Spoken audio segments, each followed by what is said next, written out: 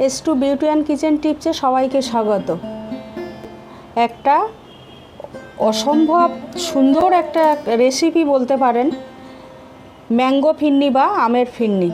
এটা সম্পূর্ণ দেখুন, আমি ফ্রিজে রেখেছিলাম। এটা মাটির পাত্রেই করতে হয়, বানাতে হয়। দেখুন কি সুন্দর হয়েছে, দেখতেও যেমন অপূর্ব সুন্দর, আর খেতেও আরও ভীষণ সুস্বাদু। দেখুন কি সুন্দর জমেছে। আমি 3 থেকে 4 ঘন্টা ফ্রিজে রেখেছিলাম। দেখুন কি সুন্দর জমেছে এটা। চলুন কিভাবে বানাই দেখে নিন। এই দুটো আম্রপলি আম আমি এই পেস্ট করে নিয়েছি মিক্সার জারে, আর নিয়েছি এই 1 মুঠো চাল, গোবিন্দভোগ চাল নিয়েছি আমি, এটাও পেস্ট করে নিয়েছি। আর 2 চামচ চিনি নিয়েছি, কারণ আমটা ভীষণ মিষ্টি, তাই মাত্র আমি 2 চামচ চিনি নিয়েছি। আপনারা আপনাদের পরিমাণ মতো চিনি নেবেন। আর এই ম্যাঙ্গো ফিরনি করতে গেলে মাটির এই পাত্র লাগে। আমি এখানে এই দুটো মাটির পাত্র নিয়েছি, আর 1 চামচ ঘি নিয়েছি এই মাটির পাত্রগুলোকে একটু ব্রাশ করার জন্যে। আর এখানে নিয়েছি সামান্য পরিমাণ এলাচ গুঁড়ো, আর এখানে নিয়েছি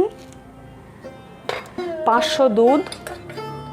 500 দুধ আমি গরম করে নিয়েছি। আবারও পাল্প আমি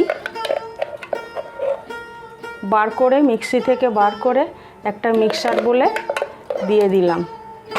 আর এটা নিয়েছি সামান্য কিছু ড্রাই ফ্রুট, এটা গার্নিশ করতে।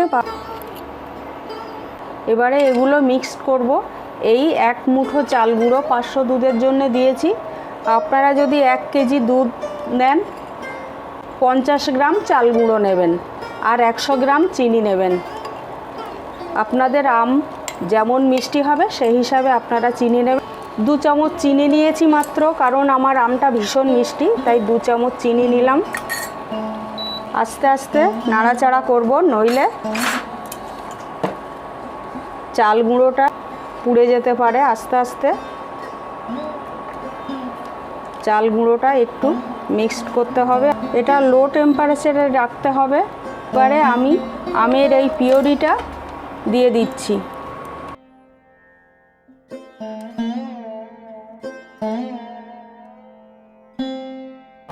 আমি কন্টিনিউ নাড়াচাড়া করব।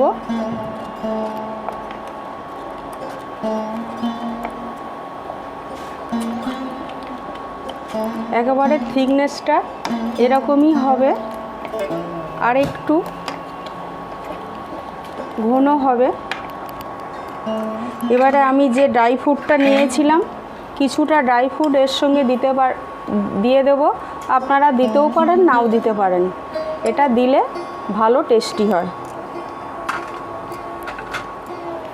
আর একটু সামান্য এলাচ গুঁড়ো এতে দিয়ে দিলাম।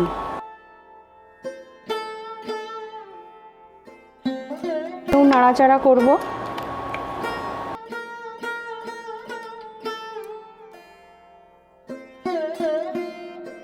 থিকনেসটা আর একটু ঘন হয়ে আসলে তারপরে আমি নামিয়ে নেব।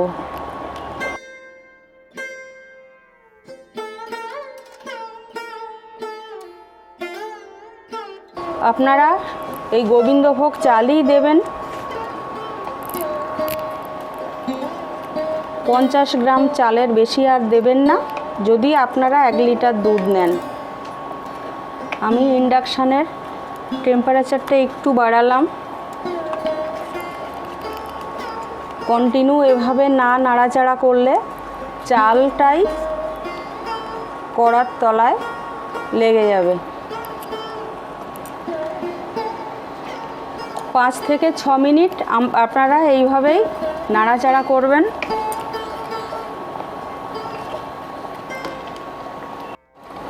দেখুন এটা আমার হয়ে গেছে। এবারে আমি ইন্ডাকশানটা অফ করব। আমি হ্যান্ড ব্লেন্ডারে একটু ব্লেন্ড করে নিয়েছি, আর এটা থিকনেসটা এরকমই হবে। এটা আমার রেডি হয়ে গেছে এবং নর্মাল টেম্পারেচারে আমার এসেছে। এবারে আমি মাটির এই পাত্রে একটু ঘি ব্রাশ করে নেব। আপনাদের দেখানোর জন্য এই দুটো মাত্র নিয়েছি, একটু ঘি ব্রাশ করে নেব। নিয়ে এই মাটির পাত্রে আমি ঢেলে দেব।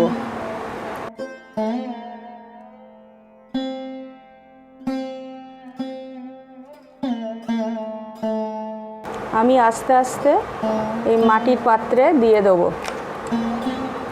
এই ম্যাঙ্গো ফিন্নিটা খেতে ভীষণ সুস্বাদু এবং খুব অল্প সময়েও এটা বানানো যায়।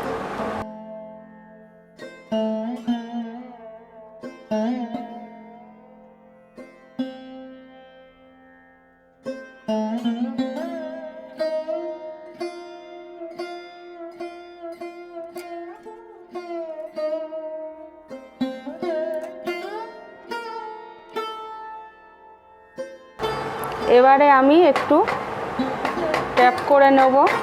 দুটো মাটির পাত্র আমি একটু ট্যাপ করে নেব যেন এয়ার বাবুল না থাকে। ওপর থেকে একটু গার্নিশ করে দেব, দিলে এটা দেখতেও ভালো হয় আর খেতেও সুস্বাদু হয়। আরও আমি ড্রাই ফ্রুট নিয়েছি, কাজু, কিশমিশ, আমন্ড আর চীনাবাদাম, এইগুলো দিয়েই আমি গার্নিশ করে দিচ্ছি। আপনাদের এই রেসিপিটা যদি আপনাদের ভালো লেগে থাকে তাহলে একটা লাইক, কমেন্ট, শেয়ার করবেন। আর প্লিজ আপনারা সবাই নতুন যারা আছেন সাবস্ক্রাইব করবেন।